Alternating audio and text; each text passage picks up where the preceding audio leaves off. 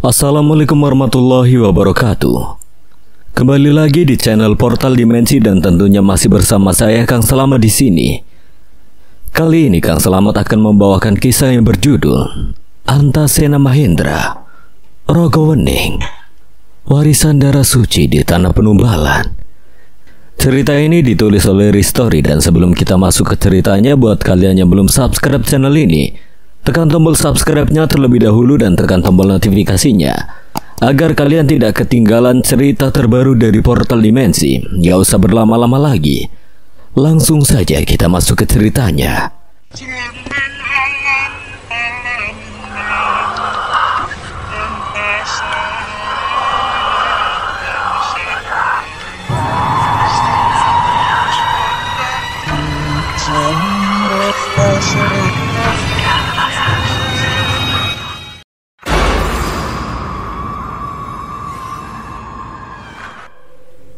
Kalian tahu, seseorang yang mati bunuh diri tidak akan bisa tenang. Apalagi jika ia memiliki kekuatan yang begitu besar. Arwahnya terseret ke dalam kegelapan dan di sanalah ia berubah. Dia tidak lagi menjadi Nyai Wulandari, melainkan sesuatu yang lain. Sesuatu yang membutuhkan tumbal agar tetap kuat. Laras mengeraskan rahangnya. Ini tidak seharusnya terjadi. Semakin banyak tumbal arwah yang meminta justru semakin terperangkap dalam kekuatan gelap. Ia teringat apa yang pernah dikatakan Mahendra. Arwah yang meminta tumbal lama-kelamaan akan kehilangan kesadarannya. Ia akan terus meminta tanpa akhir. Apa ada cara untuk menghentikannya agar Terasuk Majati tidak harus memberikan tumbal lagi? Aku tidak tahu, tapi mungkin kakakku yang menjaga desa Kawijayan bisa menjelaskannya. Aku ingin bertemu dengannya. Laras, jangan gegabah, kita tidak tahu apa akibatnya.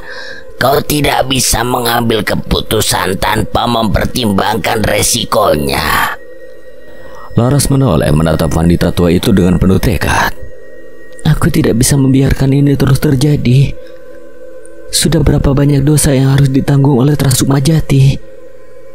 Mbah Rumi dan Rina hanya diam, tidak tahu harus berkata apa. Akhirnya keputusan diambil, Laras akan pergi ke desa Kawijayan. Malam itu di teras rumah Mbah Rumi, Laras duduk seorang diri menatap langit yang disinari rembulan. Rina sudah tertidur lebih dulu, pikirannya penuh dengan segala yang ia dengar malam ini. Namun sebelum ia bisa lebih jauh tenggelam dalam pikirannya, sesuatu bergerak di dalam kegelapan. Sosok penari kebaya merah muncul perlahan dari bayangan malam. Laras tidak terkejut, ia mengenalnya. Sari. Dia adalah roh penari yang selama ini bersemayam di dalam batu panca merah. Laras, jangan lakukan ini. Kenapa? Ini terlalu berbahaya. Sari melangkah mendekat, tubuhnya seakan melayang di atas tanah. Ia tidak ingin terjadi hal buruk pada Laras. Permasalahan ini bukanlah permasalahan kecil, nyawanya bisa saja terancam apabila terlalu ikut campur lebih dalam. Lebih baik kamu meminta bantuan Mahendra, dia pasti bisa membantumu. Laras menggeleng, ia merasa kalau ini ada hubungannya dengan dirinya dan kalung Jatiningsih. Ini urusan keluargaku. Sari terdiam melihat tatapan serius Laras. Ia tidak pernah melihat Laras seperti ini. Ini tentang Terasuk Majati, aku tidak bisa terus berpura-pura tidak tahu. Jika ada kesempatan untuk menghentikan penumbalan ini, aku akan melakukannya. Sari tampak ingin menolak, namun kemudian ia menatap Laras dalam-dalam, dan entah kenapa tatapan itu mengingatkannya pada seseorang. Kau mengingatkanku pada Mahendra. Laras tersipu malu, yang membuang muka ke arah lain. Sari hanya bisa tersenyum melihatnya. Baiklah, aku akan membantumu. Apapun yang terjadi, aku akan selalu ada untuk menjagamu. Terima kasih, Sari. Malam semakin larut. Laras kembali ke kamarnya. Ia tidak tahu apa yang akan ditemui di desa Kawijayan. Dalam benaknya hanya ada satu tujuan, yaitu menghentikan penumbalan yang dilakukan Trasukmajati selama ini. Langit malam di desa Kawijayan bersimbat cahaya merah menyala. Ledakan demi ledakan terjadi di udara, menciptakan kilatan cahaya yang mengisi kegelapan malam. Suara gemuruh benturan energi, teriakan dan dentingan logam beradu memenuhi setiap sudut desa. Aku, Reza dan Kuncoro hanya bisa terpaku melihat pertempuran yang terjadi di depan mata. Sejak tadi aku berpikir bagaimana bisa serangan batin jarak jauh bisa masuk ke desa. Seharusnya serangan itu tidak akan bisa menembusnya. Pasti ada sesuatu yang membuat mereka bisa menembus anti sihir. Dari kejauhan, aku bisa melihat Ki Dharma berdiri di tengah medan tempur, mengangkat tangannya, mengendalikan makhluk-makhluk yang berada di bawah perintahnya. Sosok-sosok itu menyerang dengan ganas, menghambur ke arah pasukan berbaju hitam dari Cakra Geni. Namun pasukan Cakra Geni tidak gentar sedikit pun. Mereka membalas serangan dengan pusaka-pusaka yang mereka gunakan. Busur panah dilepaskan ke udara, menciptakan hujan api yang menghantam tanah dan membakar apapun yang mengenainya. Beberapa makhluk hitam yang dikendalikan Ki Dharma meleleh dalam kobaran api, sementara yang lainnya mengerang sebelum lenyap menjadi abu. Di antara suara gemuruh itu terdengar suara lantang Brajaseno. Gareng, Cokro, maju! Dua sosok pria melangkah ke depan. Aku menajamkan pandangan mencoba mengenali mereka. Gareng dan Cokro. Kuncoro yang berdiri di sebelahku berbisik pelan. Kok kuyur asing ya? Reza menoleh dengan cepat. Ia juga menyadarinya. Oh iya, waktu kita mendaki Gunung Selamatnya orang salah. Aku terdiam. Kini aku yakin mereka adalah orang yang sama. Gareng dan Cokro adalah dua orang yang pernah aku hadapi di Gunung Selamat. Saat itu mereka juga mengincar batu panca biru, pusaka yang aku dan Aswan coba amankan. Kini melihat mereka berada di pihak Cakra Geni, aku semakin yakin jika semua ini berhubungan dengan Padepokan Pati Geni. Ternyata mereka tidak berubah dan masih berburu pusaka. Aku kembali memperhatikan pertarungan. Ki Dharma menggertakkan gigi, sadar kalau dirinya kini harus menghadapi 3 orang sekaligus, Brajaseno, Gareng, dan Cokro.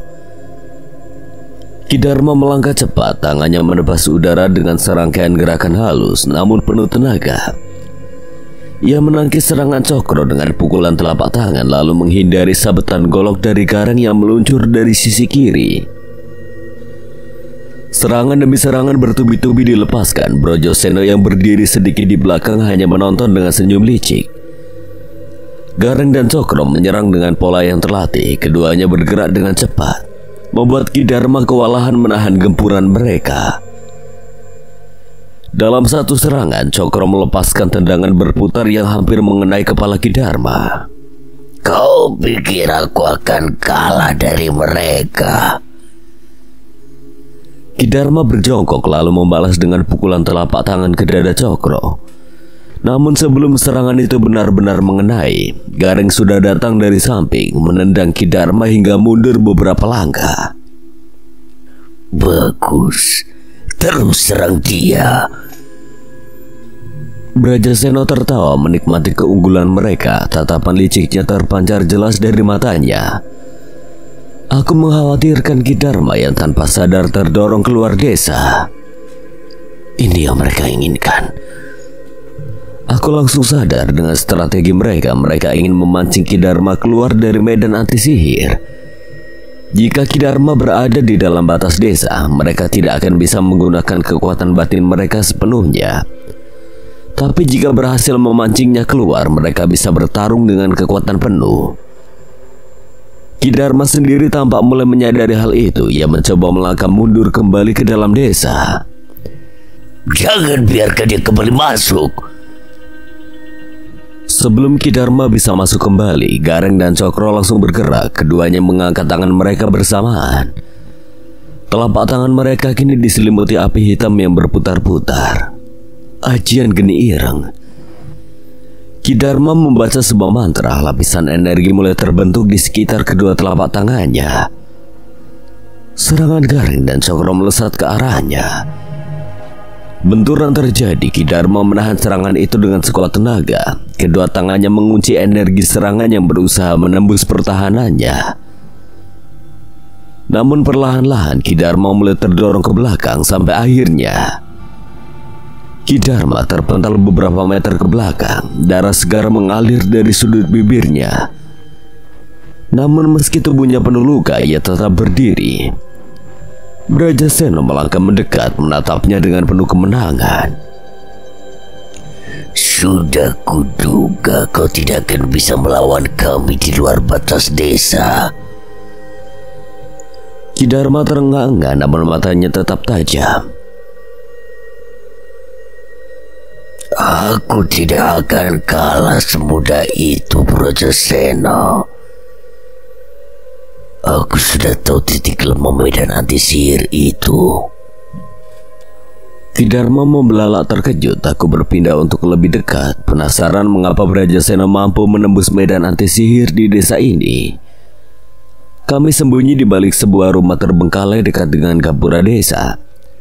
Dari sini aku dapat mendengar dengan jelas perbincangan mereka. Apa maksudmu? Tanya Ki Dharma meski dirinya sendiri tampak sudah mengetahui apa maksudnya. Gapura desa, titik lemah medan anti sihir itu berada di tempat ini. Itulah sebabnya mengapa kami bisa menggunakan serangan batin jarak jauh dan bisa menembusnya. Ki Dharma mengeraskan rahangnya. Tampak kesal. Aku mulai memahami mengapa mereka bisa menyerang dengan serangan batin. Rupanya medan anti sihir melindungi desa Kawijaya dari dalam. Batasnya tidak sempurna jika diserang terus-menerus dari titik lemahnya, yaitu gapura desa. Maka perlindungan itu bisa ditembus. Siapa yang memberitahumu mengenai hal itu, Brajasena? Kau tidak perlu tahu aku mendapatkan informasi itu dari mana. Lebih baik kau menyerah saja sebelum aku habisi nyawamu. Mati sekalipun aku tidak sudi kalah darimu. Dengan sisa tenaga ia mengangkat tangannya bersiap untuk bertarung kembali. Masih mau melawan? Baiklah, aku akan menghabisimu di sini.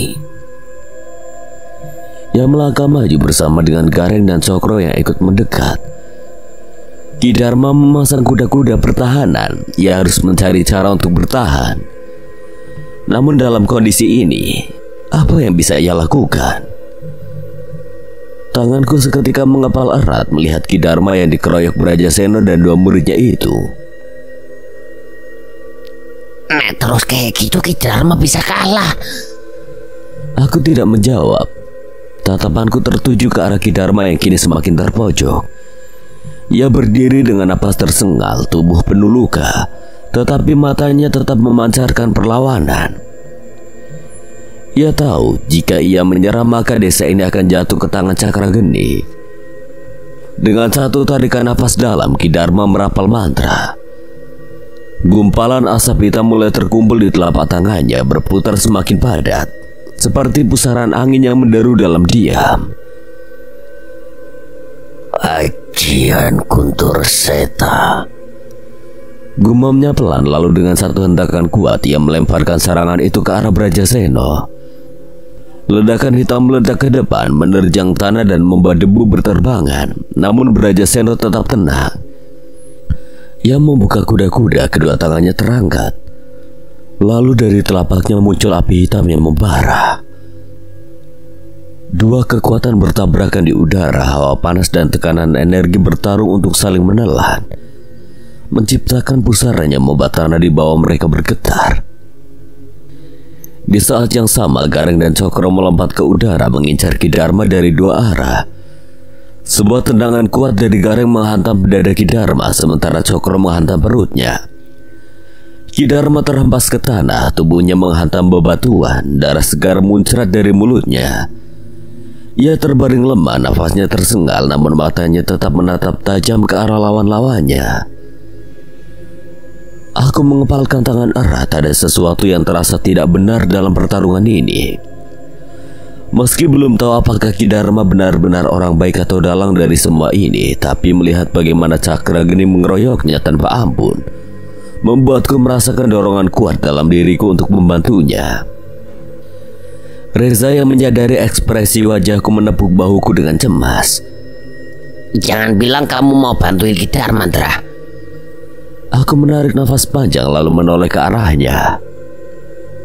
Aku gak tahu kenapa, tapi aku merasa Ki Dharma bukan orang jahat.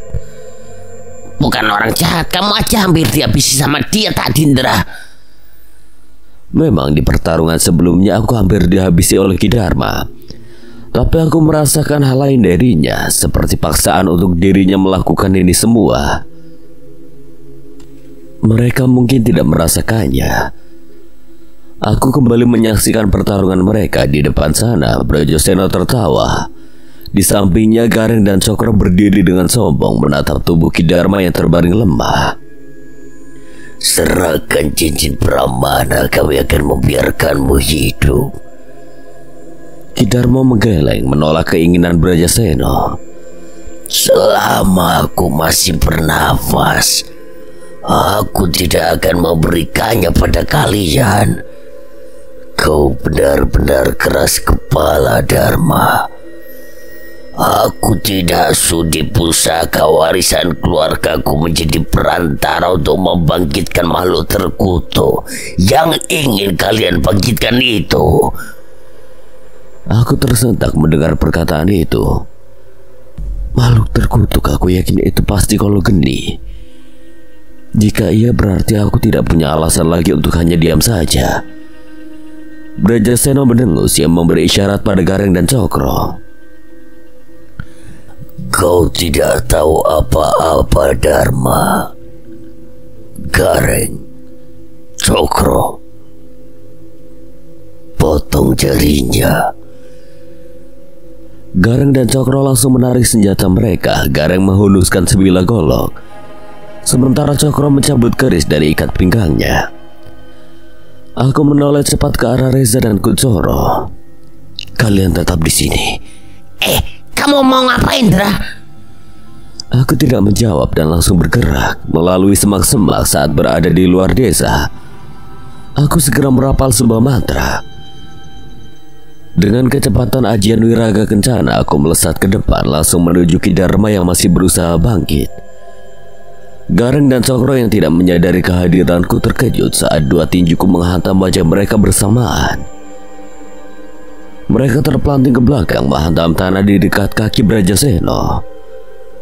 Apa yang terjadi? Aku berdiri di depan Ki Dharma. Brajasena menyipitkan mata, mencoba mengenali wajahku dengan cepat. Kau... Gareng dan Cokro yang kembali bangkit juga terbelalak. Sepertinya ingatan akan pertempuran di Gunung Selamat kembali menghantui mereka. Orang itu... Gareng menatap tajam ke arahku lalu mengangguk. Antasena Mahendra. Raut wajah mereka mengeras, selalu menggenggam senjata lebih erat. Tampak begitu dendam lama yang bangkit kembali. Namun belum sempat mereka bertindak lebih, mereka berdua menoleh cepat ke arah Brajasena yang sepertinya mulai mengingat diriku. Aku ingat. Kau anak yang ikut dalam sayembara Jagal Mayit. Orang yang menghadapi Pati Kolo Agni. Aku hanya bisa menggaruk-garuk kepala, heran kenapa mereka malah mengingat-ingat masa lalu. Kenapa kau bisa berada di sini? Apa urusanmu? Aku hanya kebetulan lewat dan melihat wajah-wajah lama, jadi aku mampir. Aku tidak ingin mengatakan tujuanku pada mereka. Gareng dan Cokro yang sudah berdiri kembali langsung mengacungkan senjata mereka. Kami masih punya dendam denganmu, bocah, dan saudaramu Aswanata. Di mana dia? Untungnya hanya aku yang ada di sini. Kalau Aswan juga ada di sini, kalian pasti sudah habis sejak tadi. Aswan sedikit berbeda denganku. Dia pasti akan langsung bertindak tanpa basa-basi dengan mereka. Lalu di mana Arya? Aku ingin membalas atas perbuatannya dulu. Aku sudah katakan kalau aku di sini hanya sendiri. Jika kalian masih menyimpan dendam pada mereka, lampiaskan saja pada yang ada di hadapan kalian sekarang. Ki Dharma yang masih terduduk menatapku tajam. Kenapa kau membantuku? Aku tidak menoleh padanya, mataku tetap fokus pada 3 lawanku. Aku tidak tahu pasti, tapi aku merasa dirimu bukan orang jahat. Ki Dharma terdiam, nafasnya kembang-kembis. Aku tahu dirinya sudah mencapai batasnya. Tidak ada waktu untuk berbincang. Ki Dharma, istirahat saja. Aku tidak akan membiarkan mereka merebut cincin itu. Brajasena, Gareng dan Cokro mulai bergerak. Habisi dia. Gareng dan Cokro melesat bersamaan. Golok dan keris mereka meluncur ke arahku. Namun aku sudah siap. Ajian Wiraga Kencana membuat tubuhku terasa ringan. Aku bergerak cepat menghindari tebasan mereka dengan mudah. Aku menghantam golok Gareng dari samping menggunakan ajian Braja Musti. Golok itu patah seketika. Sebelum Gareng sempat bereaksi, aku melayangkan tendangan ke dadanya. Tubuhnya terlempar jauh. Cokro yang melihat itu menusukkan kerisnya, namun aku memiringkan tubuh, menangkap pergelangannya lalu memutarnya. Kerisnya jatuh ke tanah. Aku memukul wajahnya cukup keras, membuatnya seketika terhuyung ke belakang. Dasar bodoh. Kini hanya Brajasena yang tersisa, yang melesat ke arahku. Kedua tangannya diselimuti api hitam geni irang. Aku akan bakar tubuhmu. Ia menyerang dengan cepat. Ilmu bela dirinya berbeda dari Cokro dan Gareng. Aku menghindari beberapa serangannya, tapi satu hantaman mengenai bahuku. Bahuku terkena pukulan geni irang. Rasa panas luar biasa membakar kulitku hingga ke tulang. Semakin lama rasa panas ini menjalar ke seluruh tubuhku. Brajasena tertawa puas. Sekali terkena geni irang, tubuhmu akan terbakar seluruhnya.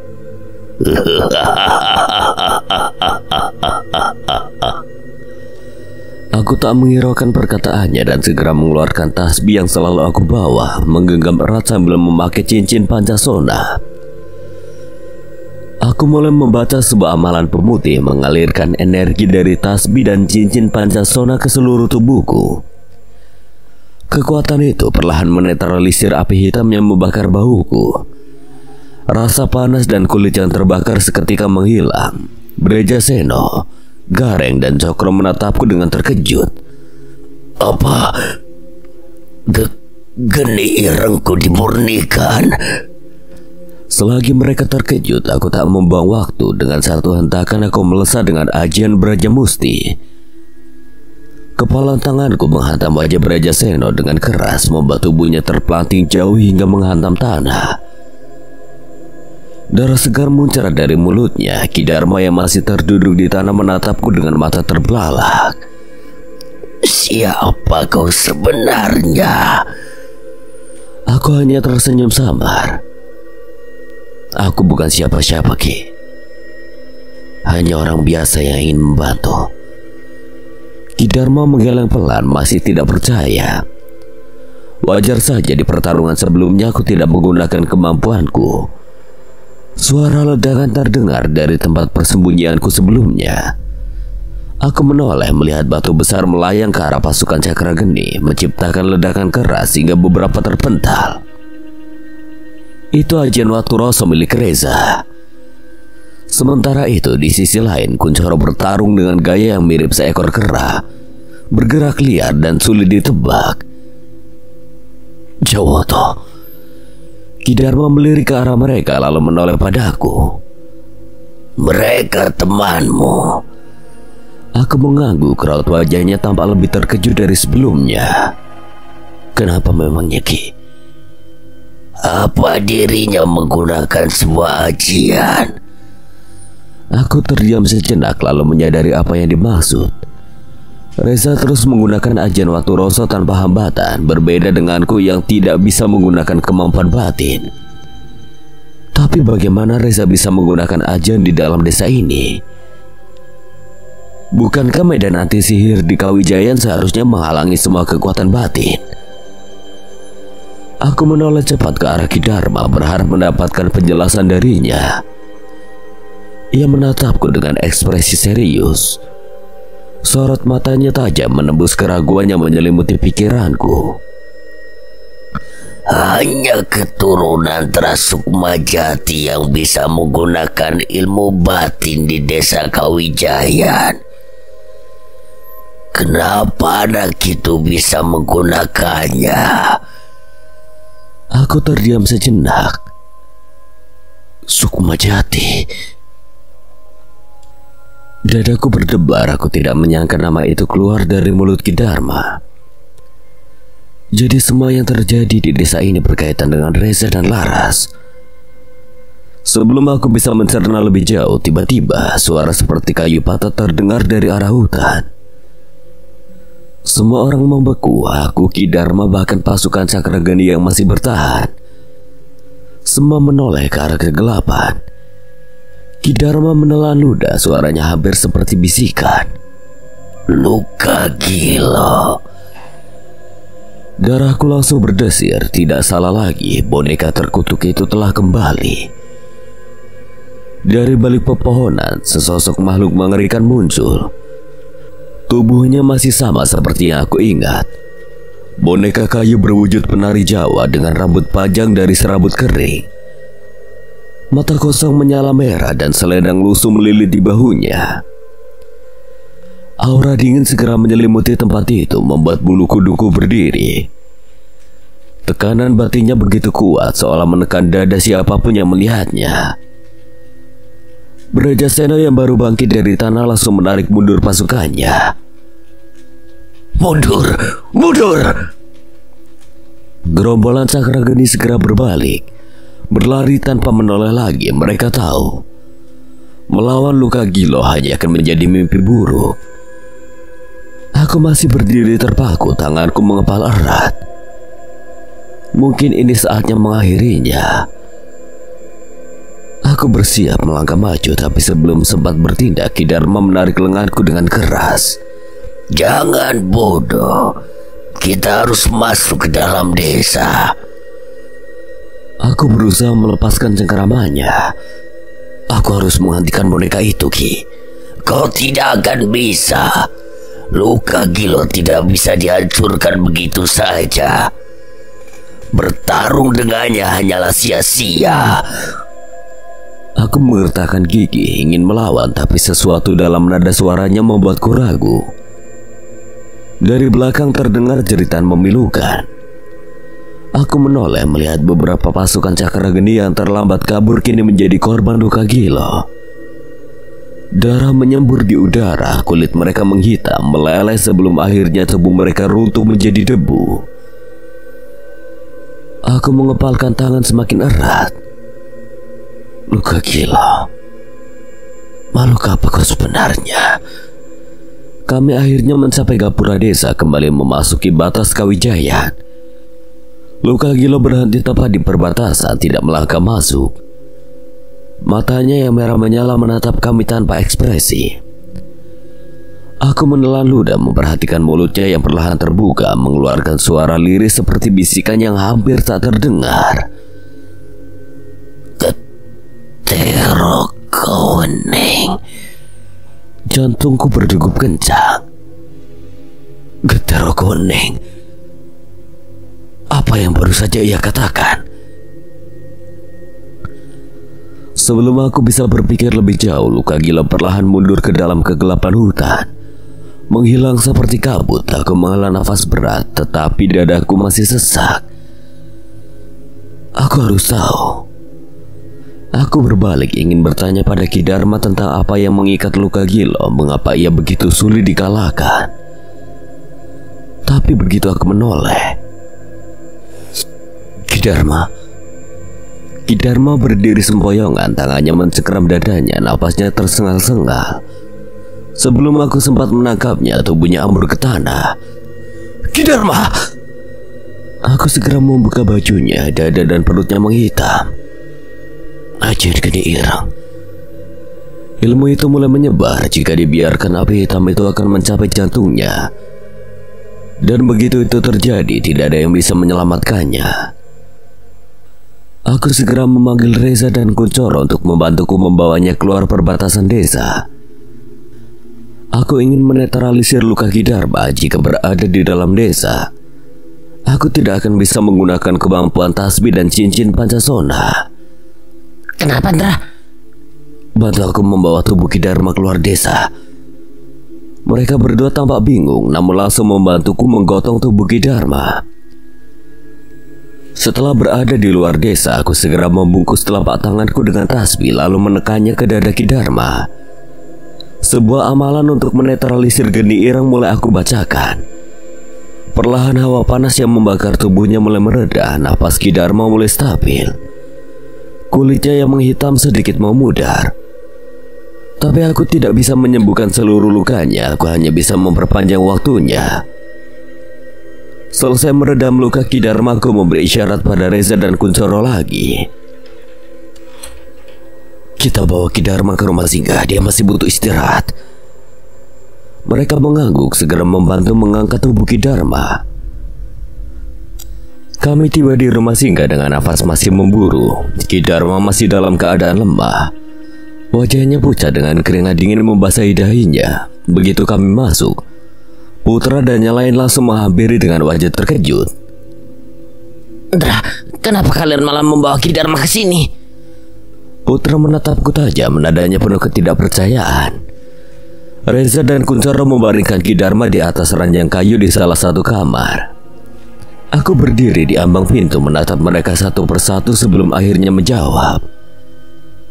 Ki Dharma bukan dalang dari semua ini. Jamal mendengus, sorot matanya menyala dengan amarah. Jangan bercanda, kita semua tahu dia yang mengendalikan makhluk-makhluk itu. Dia yang bertanggung jawab atas kematian teman-teman kami. Aku bisa merasakan kepedihan dalam suaranya.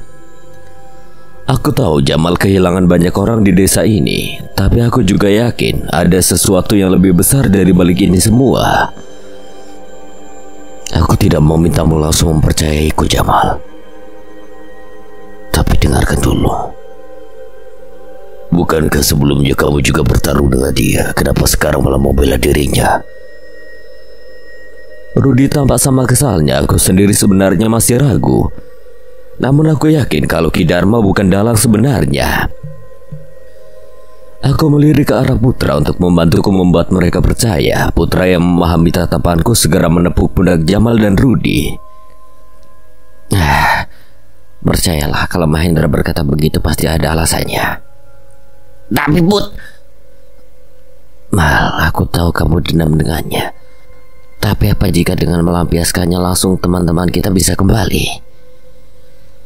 Jamal menghela napas kasar lalu mengalihkan pandangannya. Rudi yang sejak tadi hanya menatap kami dengan wajah tegang.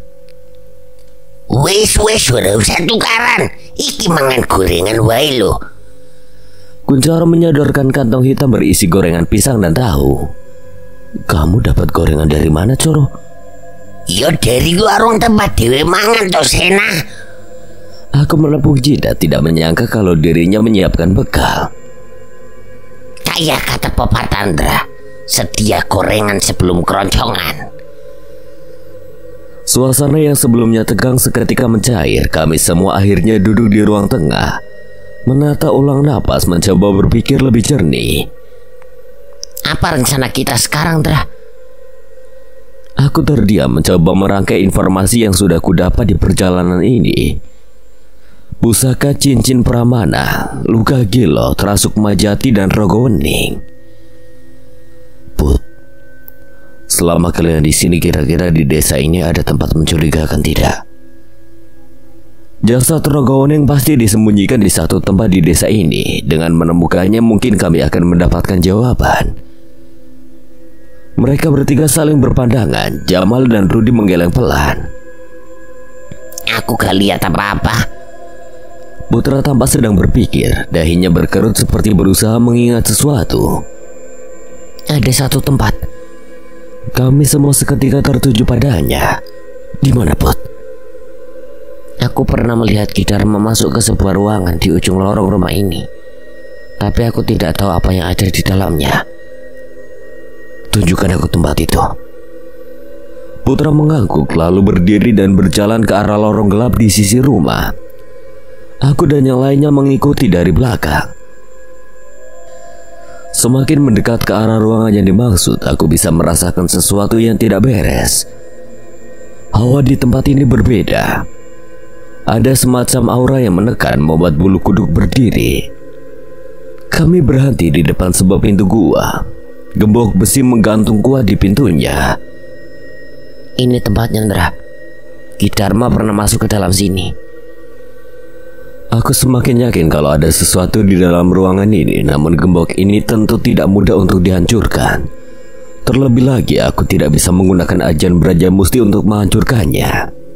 Apa kita benar-benar harus masuk? Apapun yang terjadi di desa ini, jawabannya ada di dalam.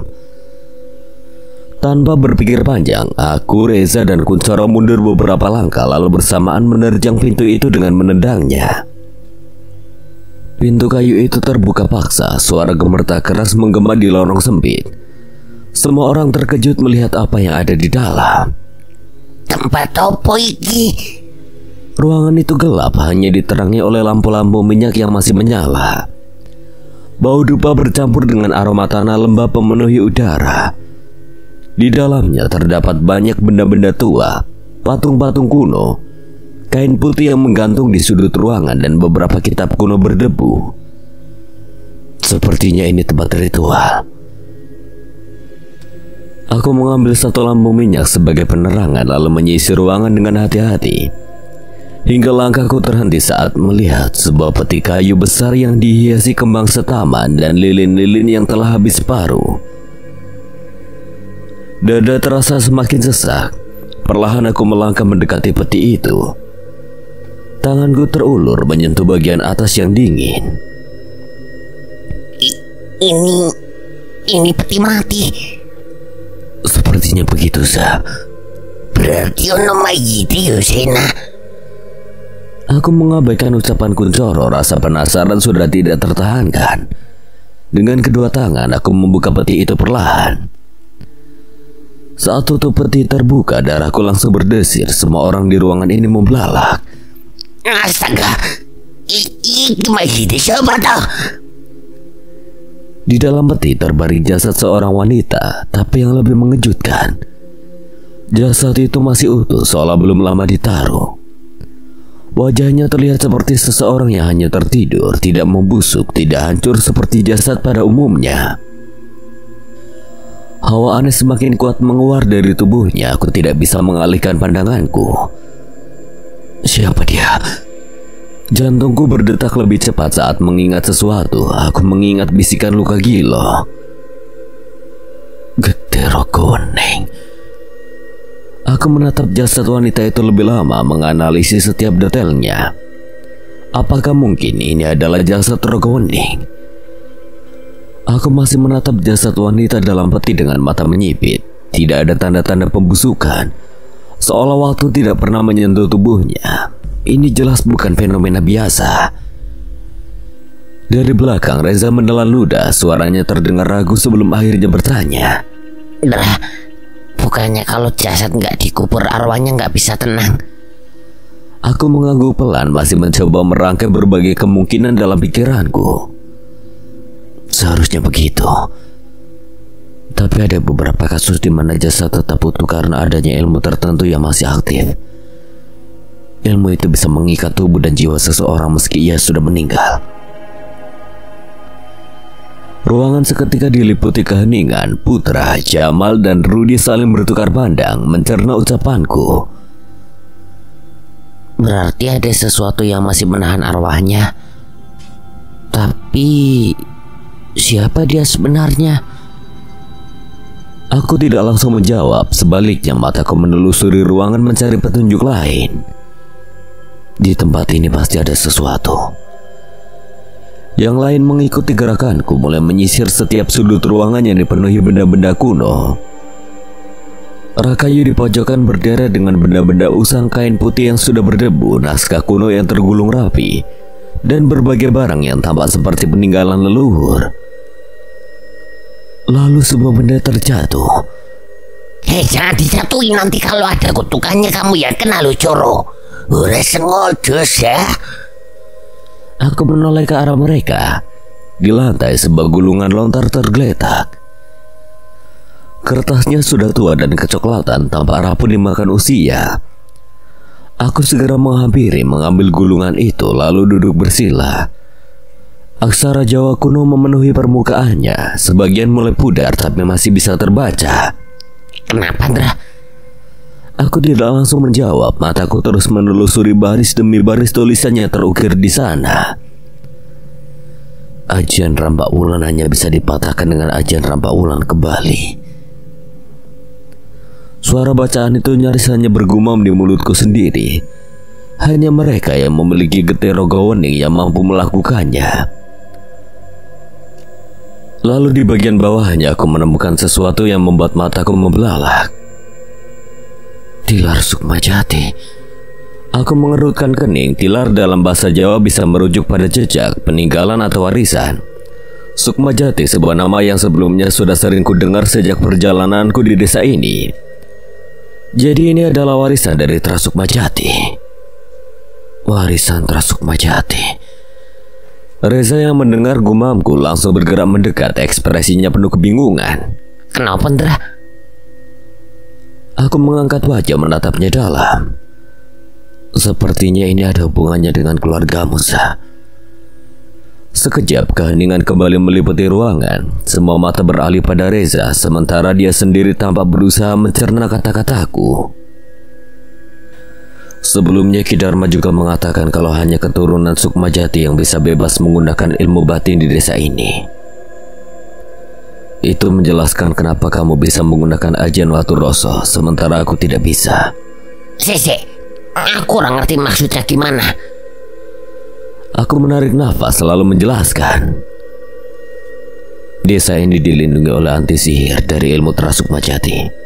Hanya mereka yang memiliki darah Sukmajati yang bisa bergerak bebas di desa ini, tanpa terikat, tanpa tertahan, dan tetap bisa menggunakan ilmu batin. Reza masih tampak sulit menerima semua itu, namun satu hal yang pasti, semakin dalam aku menggali, semakin jelas bahwa semua yang terjadi di desa Kawijayan ini berkaitan erat dengan Trasukmajati, dan mungkin juga dengan sesuatu yang jauh lebih besar dari yang kami kira. Jadi maksudmu keluarga Reza adalah dalang dari semua ini? Ojo sembarangan nih ngomong. Keluarga ku ora tau dolanan koyo ngene, gak ono hubungan nih.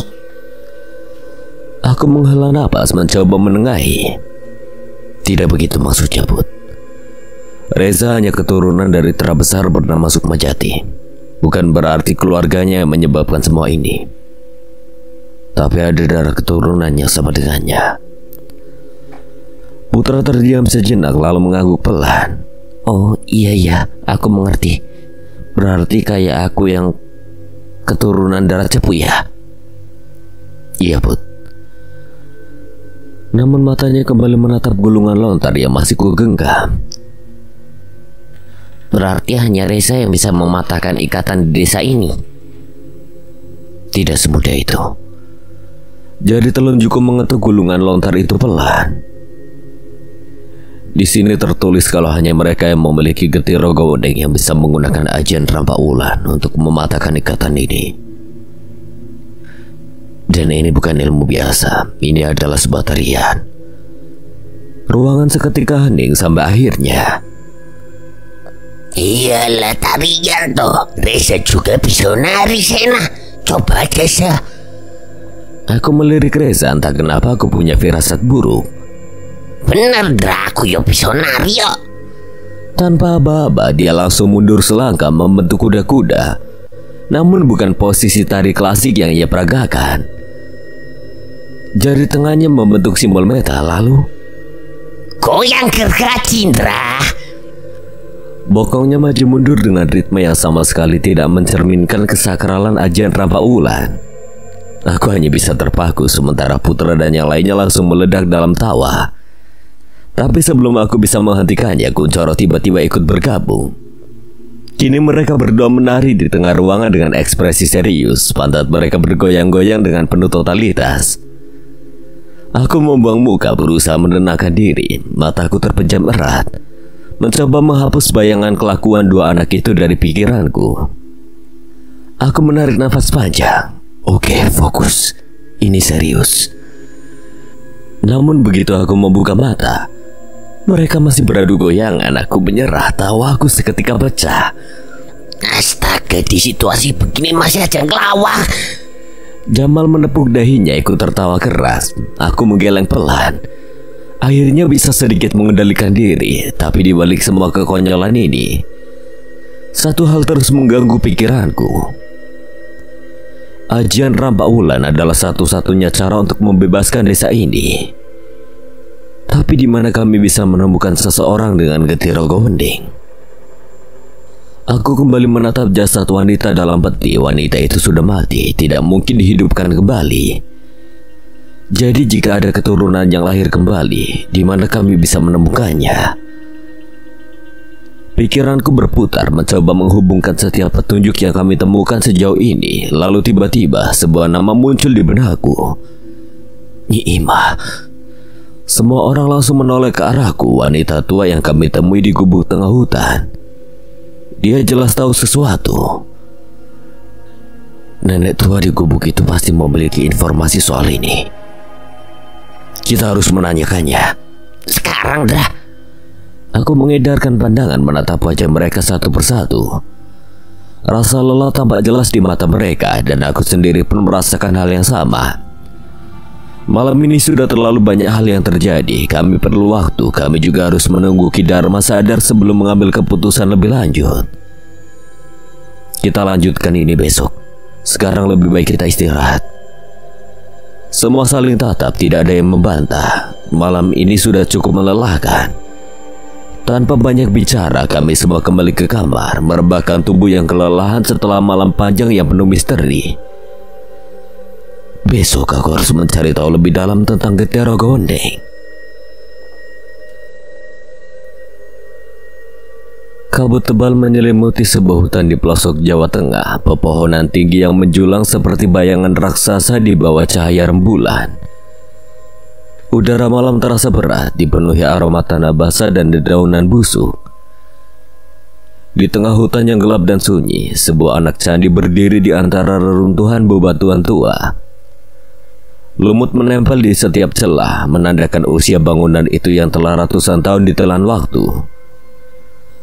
Seorang pria berjubah hitam berlutut di depan candi tersebut, jari-jarinya menggali tanah dengan cekatan. Sesaat kemudian, tangannya menemukan sesuatu, sebuah gulungan kertas usang bertuliskan aksara Jawa.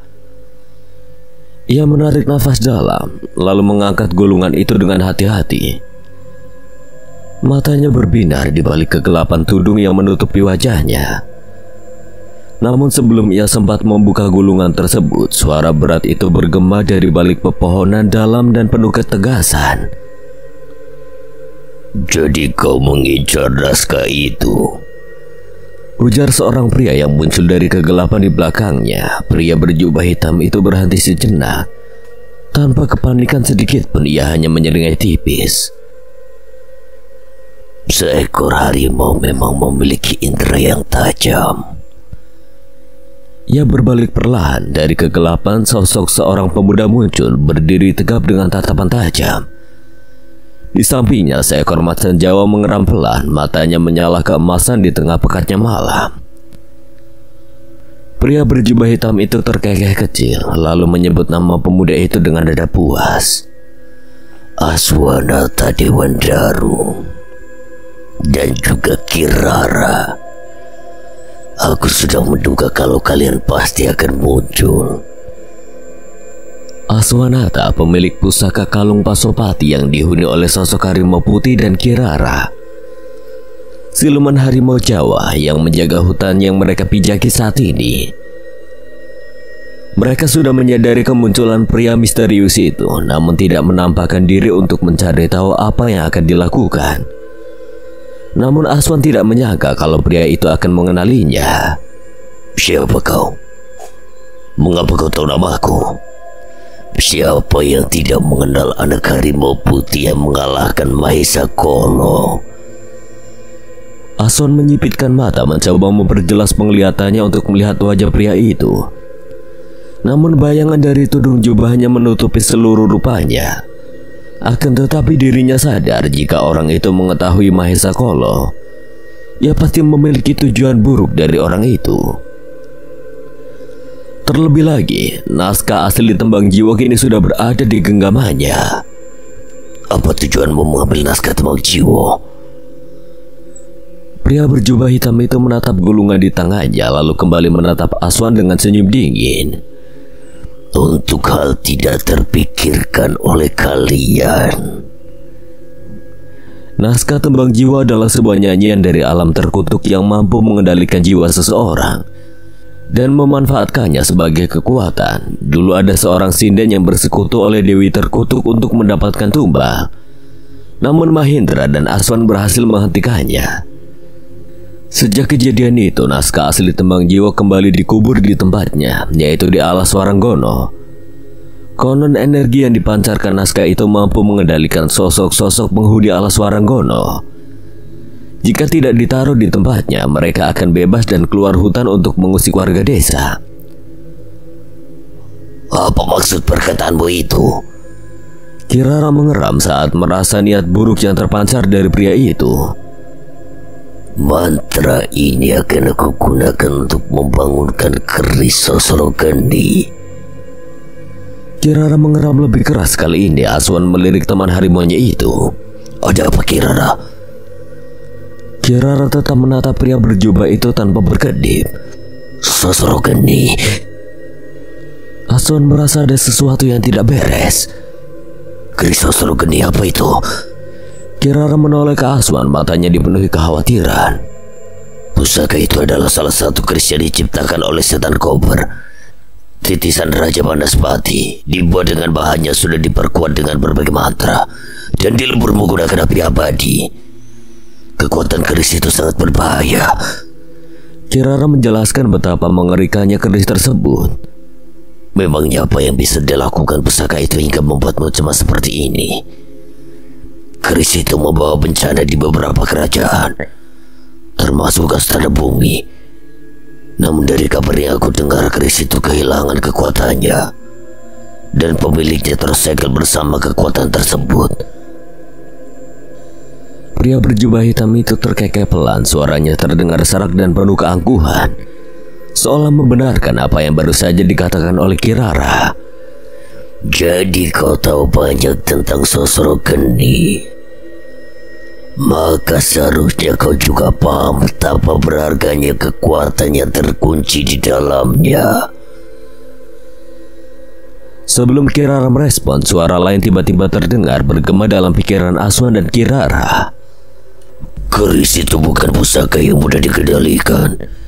Dia hanyalah alat untuk membangkitkan sosok di dalamnya.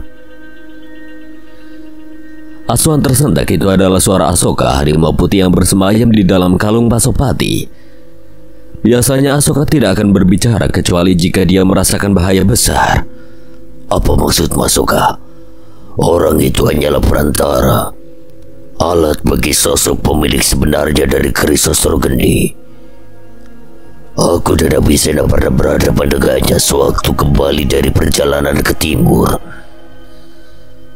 Aswan dan Kirara terkejut, mereka tidak pernah mendengar cerita ini sebelumnya.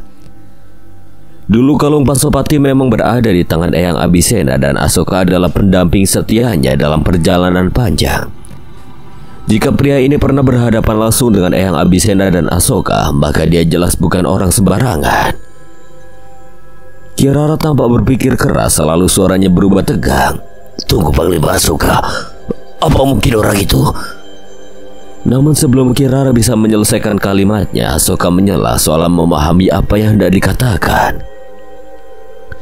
Dia adalah salah satu petinggi dari Cakragendi. komplotan pemburu pusaka yang sempat dihadapi Abisena. Cakrageni.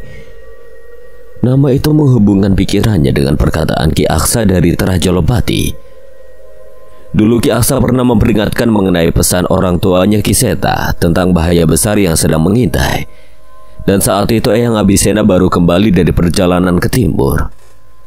Sekarang semuanya mulai masuk akal. Cakrageni memiliki satu tujuan, membangkitkan pemimpin mereka, sosok terkutuk salah satu panglima Segoro Gede.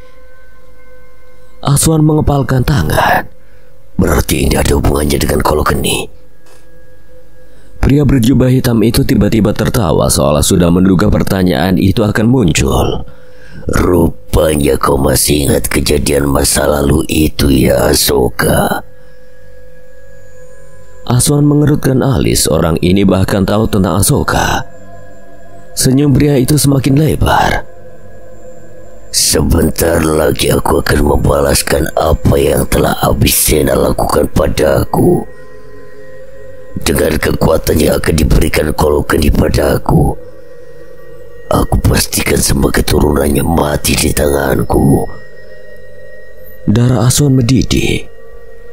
Kau pikir aku akan membiarkanmu begitu saja? Suaranya terdengar lebih rendah, penuh amarah yang tertahan. Pria itu mengangkat bahunya santai. Harusnya mereka yang lemah yang akan tumbang. Jika kau menghalangiku, maka kau harus siap menerima konsekuensinya. Tidak ada jawaban dari Aswan. Sebagai balasan tubuhnya melesat cepat, meninju lurus ke arah pria berjubah hitam itu. Pria itu hanya punya sepersekian detik untuk menangkis serangan itu dengan kedua tangannya. Tubuhnya terdorong ke belakang, kakinya menyeret tanah menciptakan jejak panjang di permukaan tanah yang berlumut. Aswan tidak memberi celah. Ia segera menyusul mengayunkan siku ke arah leher lawannya. Namun pria itu dengan cekatan memiringkan kepala, menangkis dengan lengan bawahnya. Pertarungan sengit pun pecah. Aswan menyerang cepat, kombinasi pukulan dan tendangan menghujani pria itu. Namun lawannya bukan orang sembarangan. Setiap serangan ditangkis dengan akurasi sempurna dan pria berjubah hitam itu membalas dengan gerakan yang sama cepatnya. Sebuah pukulan keras menghantam bahu Aswan, membuatnya terdorong ke belakang, tapi dengan cepat kembali mengatur kuda-kudanya. Pria berjubah hitam itu menyeringai. Kau harus tahu betapa kejamnya manusia di masa lalu. Tiba-tiba dia melesat cepat. Aswan mencoba menghindar, namun sebuah pukulan telak menghantam perutnya. Aswan jatuh berlutut, merasakan hawa panas yang menjalar di dalam tubuhnya. Kulitnya seperti terbakar dari dalam, tapi kemudian kalung Pasopati berpendar lembut. Energi dingin mengalir dalam tubuhnya, menetralisir panas yang menyerangnya. Terima kasih, Asoka.